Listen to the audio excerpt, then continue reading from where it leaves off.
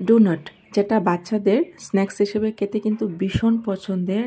আর কোনো বাচ্চাই এটা আসলে না করতে পারে না। আমার বাচ্চারা তো ভীষণ পাগল এই ডোনাট খেতে।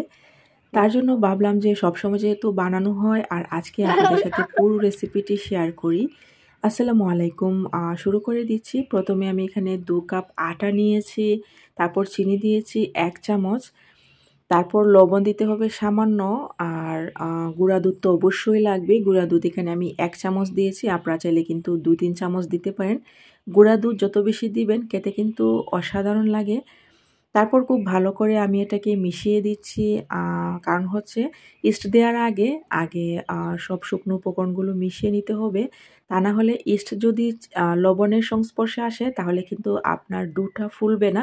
তার জন্য আমি আগে লবণ দেয়া মিক্সারে খুব ভালো করে এটাকে মিক্স করে নিচ্ছি। তারপরেই কিন্তু আমি ইস্ট দিয়েছি। তারপর 2 চামচের মতো এখানে তেল ইউজ করছি, সাদা তেল মানে সয়াবিন তেলটা।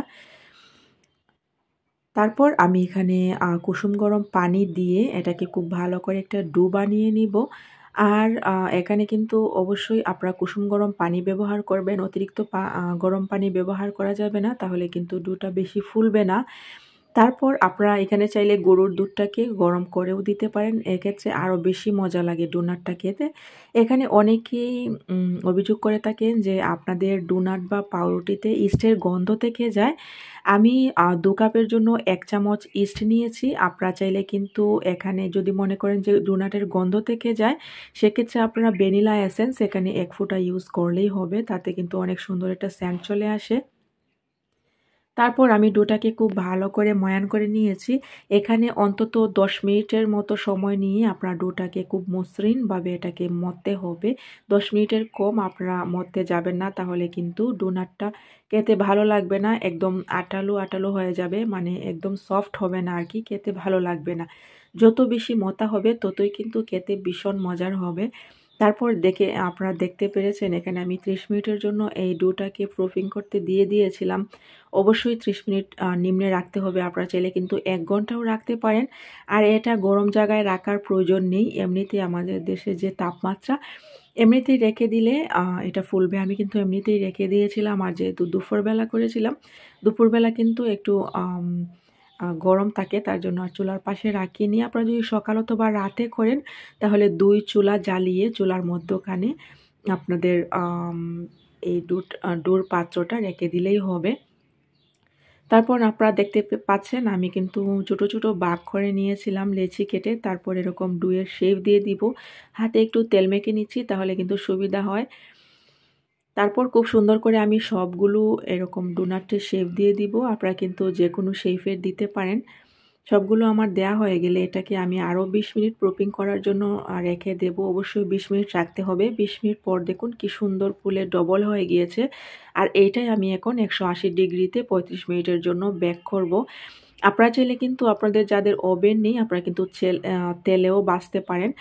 চুলায় কিন্তু কড়াইয়ে ডুবো তেল দিয়ে এই ডোনাটগুলো খুব সুন্দর করে ভাজতে পারেন। আর এক্ষেত্রে ডোনাটগুলো খেতে কিন্তু আরও মজার হয়। আমি যেহেতু তেলে ভাজতে চাচ্ছি না, তার জন্যই আমি বেক করে নিলাম। তারপর এখানে আমি ডার্ক চকলেট, সাদা এবং কালোটা নিয়ে নিলাম ডার্ক চকলেট। তারপর এটাকে আমি বেক করে নিয়েছি। আর বেক করার পরের অবস্থা তো আপনারা দেখতেই পাচ্ছেন।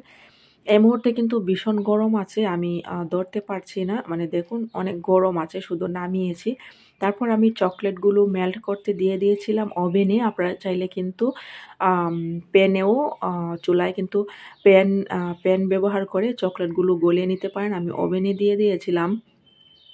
তারপর আমার ডোনাটগুলো বানিয়েছিলাম যেগুলো, ওইগুলো চকলেটের মধ্যে এরকম করে দিয়ে আমি সবগুলোকে সাজিয়ে নিচ্ছি। যেহেতু গরম আছে তার জন্য লাগছে না, হালকা যখন ঠান্ডা হবে এমনিতেই লেগে যাবে চকলেটগুলো।